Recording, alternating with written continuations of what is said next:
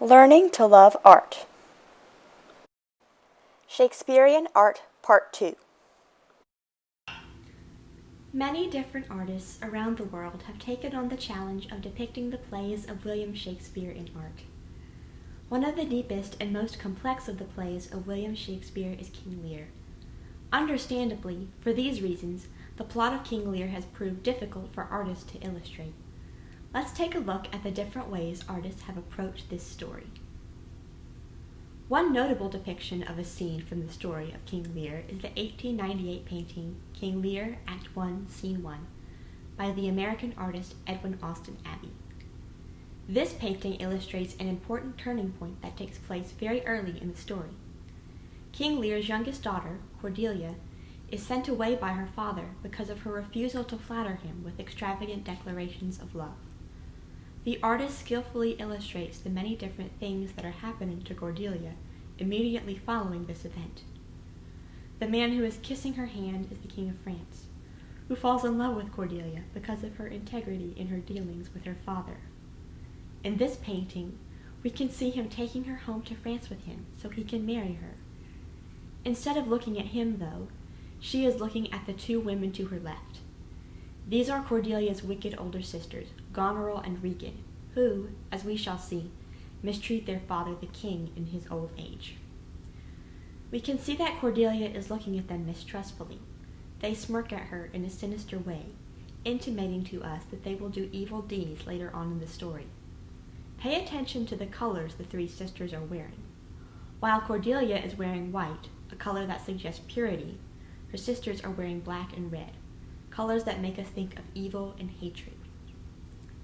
This is a popular technique used by artists to let us know which characters to cheer for in stories. This painting is displayed at the Metropolitan Museum of Art in New York City. Another powerful depiction of a scene from King Lear is the painting King Lear, which was made by Benjamin West in 1788. This painting is meant to illustrate another very important part of the story.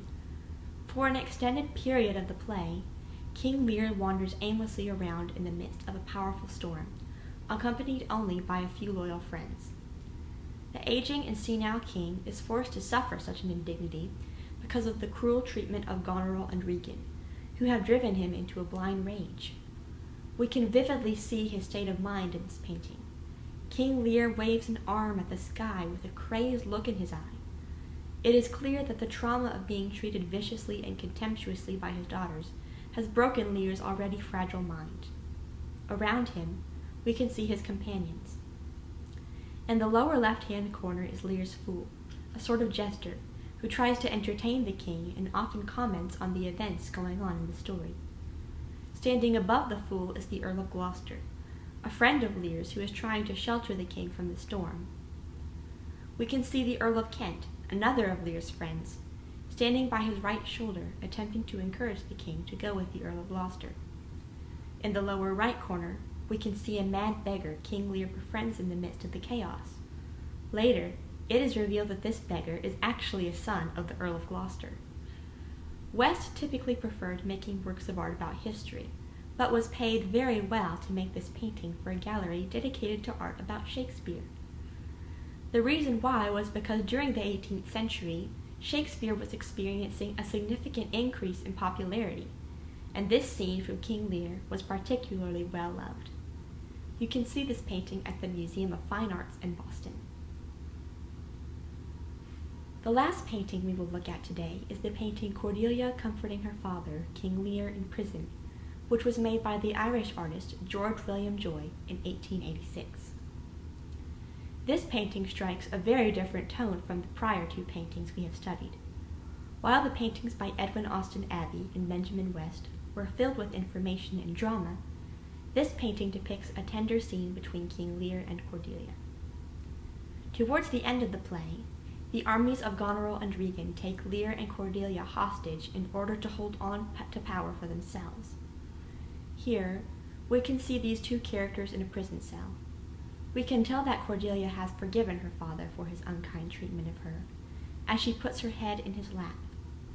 She seems to be frightened, too, not knowing what will become of her and her father now that they are at Goneril and Regan's mercy. King Lear puts his hand on Cordelia's head, looking more subdued than in the painting by Benjamin West. Sadly, at the end of the play, Cordelia is executed, and King Lear dies of heartbreak as a result. Even though we know that this story has a sad ending, this painting depicts the love and forgiveness between the king and his youngest daughter in a very beautiful way. Pay attention to the ornate teal dress that Cordelia is wearing. The artist's use of colors at this point in his career was particularly striking, and we can definitely appreciate the stunning way he uses colors here.